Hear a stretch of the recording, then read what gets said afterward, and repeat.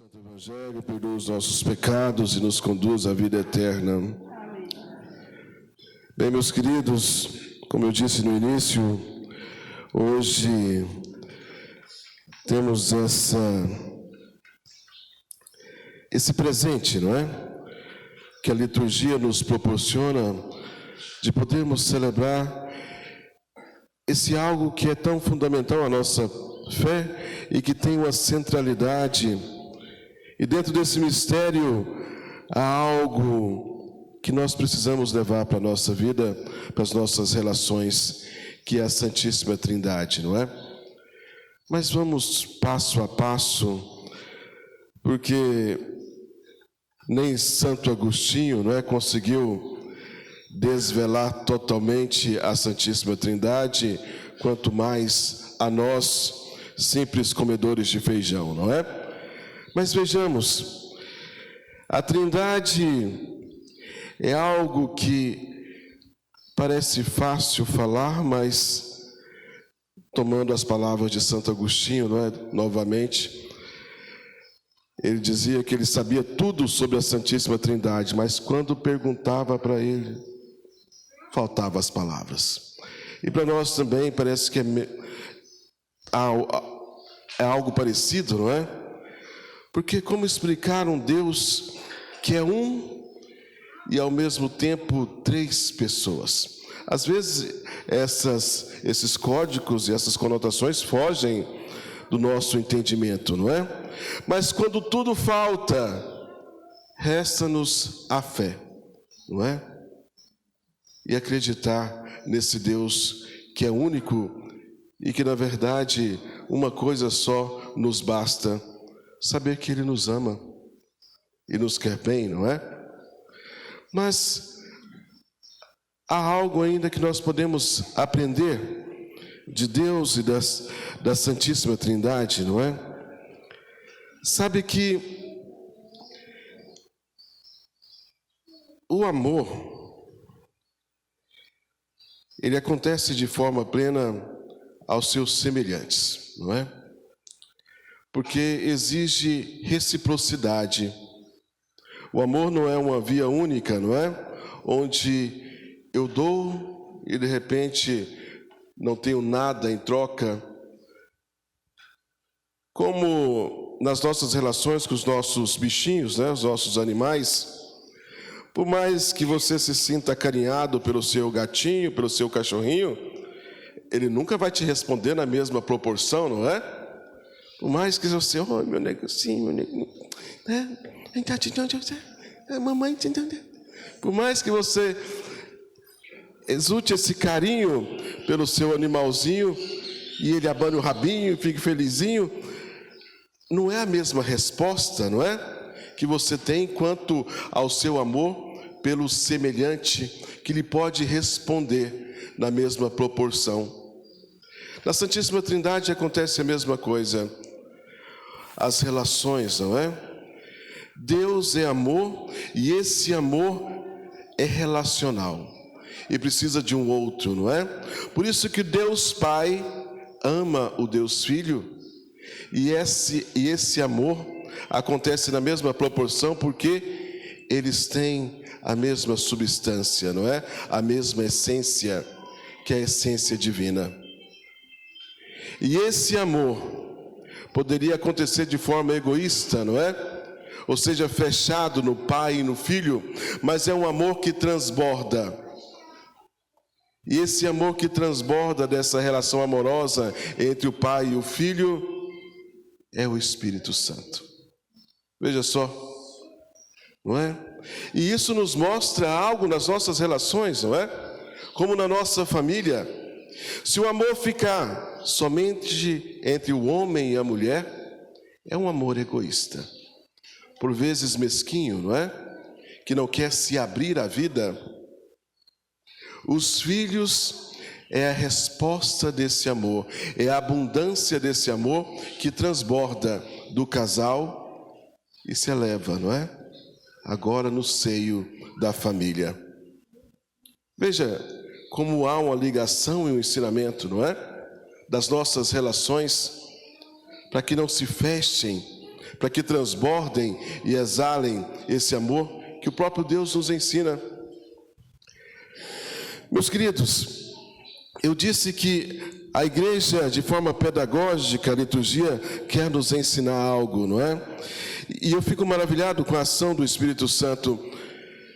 Veja, a Santíssima Trindade, poderíamos dizer que ela tem missões de cada pessoa ao seu tempo, não é? Se nós observarmos os textos bíblicos, podemos fazer alguma cronologia sobre isso. No Antigo Testamento nós vemos a ação do Deus Pai, Criador. Aquele que cria, aquele que cuida. Na plenitude dos tempos, nós vemos nos textos evangélicos, é o tempo do Deus Filho. Aquele que é o Redentor, aquele que se encarnou e aquele que nos salvou, não é? E depois, em Pentecostes, a partir do ato dos apóstolos, nós vemos o tempo e a missão do Espírito Santo, que age até hoje. O Espírito que é o vivificador, o que faz memória de Jesus Cristo e aquele que santifica. É Ele que nos ensina e nos faz lembrar, não é? Dos ensinamentos de Jesus. Essa é a grande ação do Espírito Santo. E Jesus mesmo vai dizer, nós vemos no texto de hoje do Evangelho, que o Espírito Santo é aquele que vai recordar a verdade, que é Jesus Cristo. É o Espírito da verdade.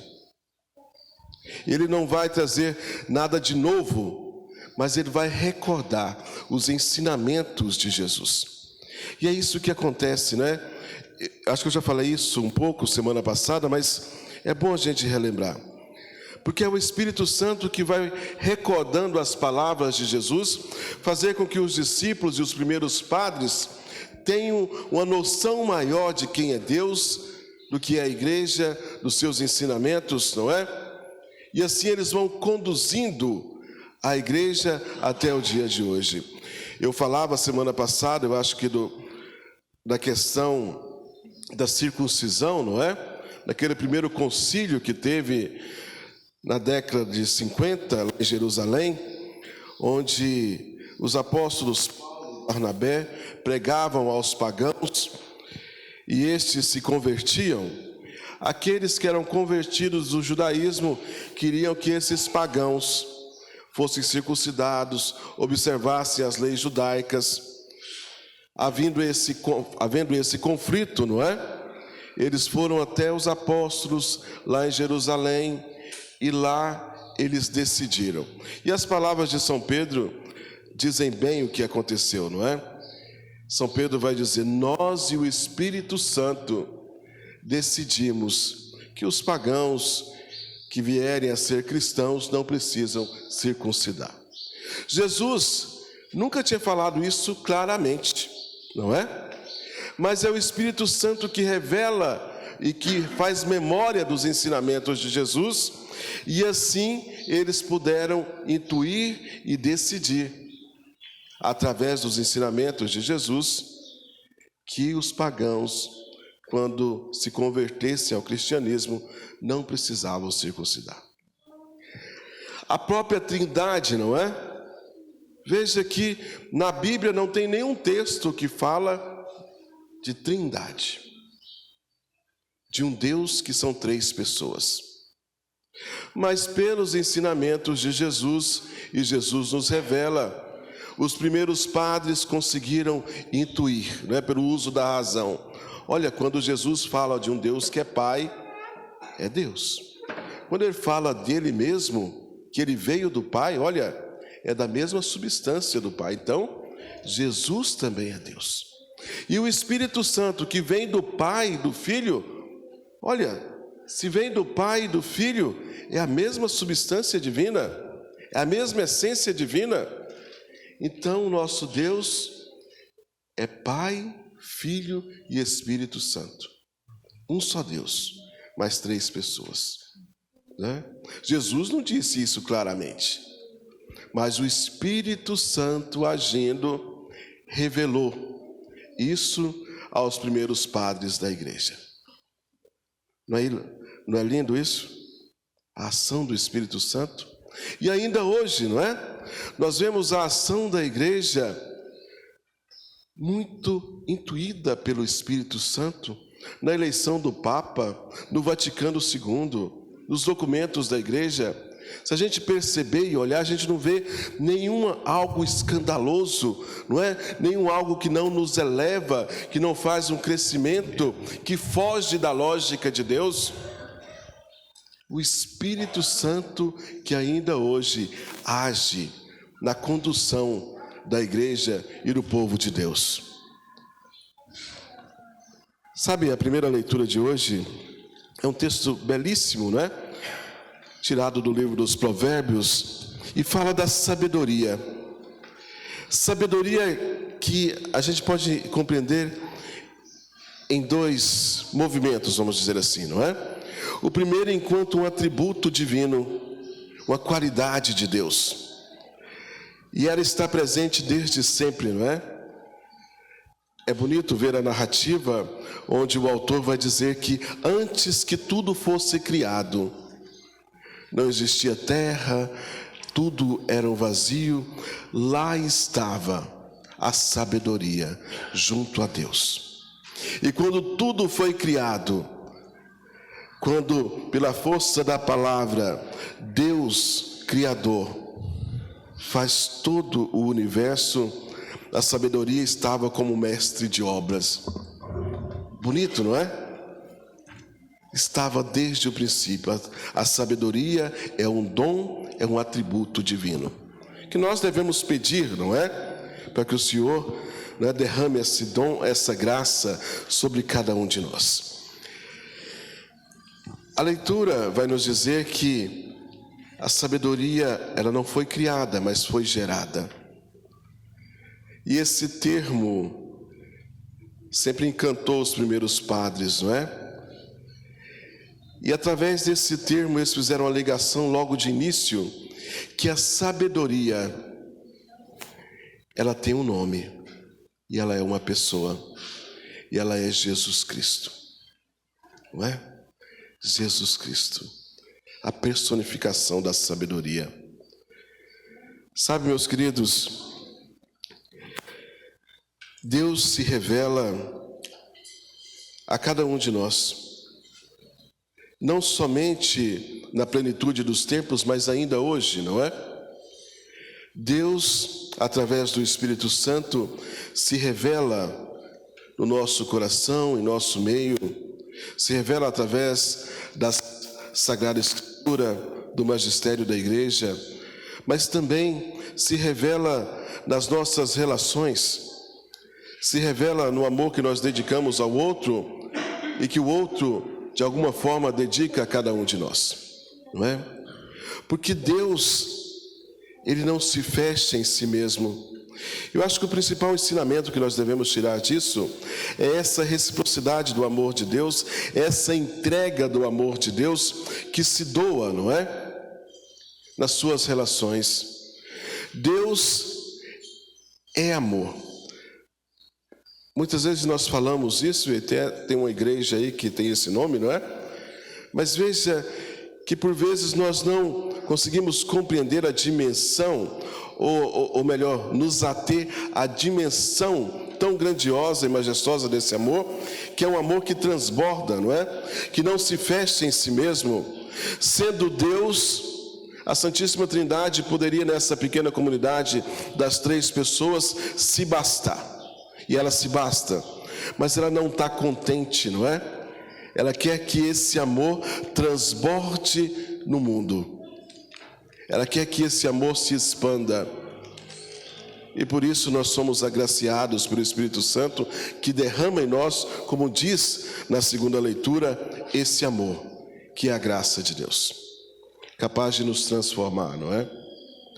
A exemplo desse amor, nós também deveríamos transbordar esse amor que nós recebemos, essa graça que nós recebemos, no bem que nós devemos fazer ou deveríamos fazer ao outro. Ao outro. não é? Mas por vezes nós nos fechamos num certo egoísmo, não é? Às vezes até cultural. Parece que hoje, cada vez mais, nós estamos fechados em nossas casas ao ponto que nós, muitas vezes, não conhecemos os nossos vizinhos. Estamos vivendo tempos difíceis, não é? Onde cada vez mais nós parecemos nos fechar e, de repente, o nosso vizinho de há tanto tempo é uma pessoa estranha para nós. Às vezes, familiares que nós temos passam por dificuldades, às vezes até na área da saúde, e a gente nem fica sabendo, não é? Por vezes falta nós nos assemelharmos, ou buscarmos nos assemelharmos mais à Santíssima Trindade, para que possamos também nós, não é? Transbordar esse amor e perceber o outro, o próximo. Sabe, nós temos tantas pessoas por aí precisando de uma mão estendida, precisando de uma escuta, precisando de ajuda, não é? E por vezes nós passamos de peito aberto, mas de olhar distante, e não percebemos.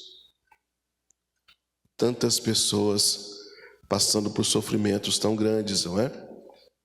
Seja na área financeira, área da saúde, amorosa, seja lá o que for, nós temos, né, diversas dores, diversos sofrimentos, mas por vezes nós passamos com um olhar distante e não percebemos quem está à nossa volta precisando, não é?